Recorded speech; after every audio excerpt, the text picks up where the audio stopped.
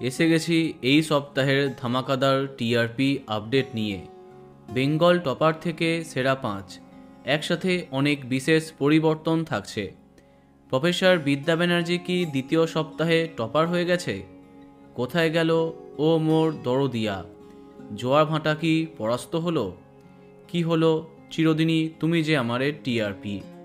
চলো জানা যাক সব ধারাবাহিকের টিআরপি।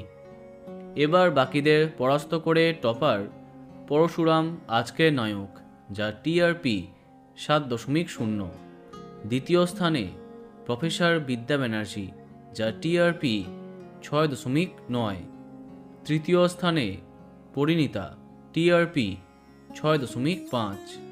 চতুর্থ স্থানে রাঙামতি তীরন্দাজ, টিআরপি 6.2। পঞ্চম স্থানে চিরদিনই তুমি যে আমার এবং চিরসখা, যাদের টিআরপি 6.0।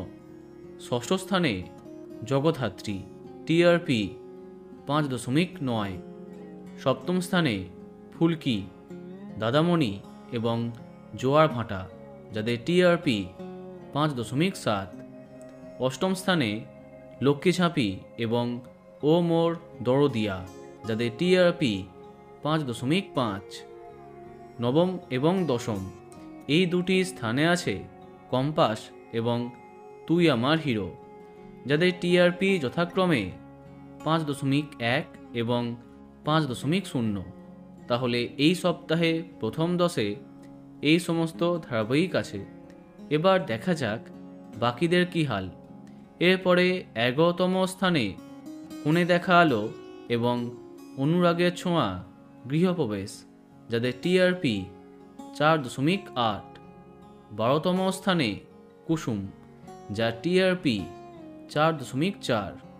13তম স্থানে ভোলে বাবা পার কারেগা, যার টিআরপি 3.7।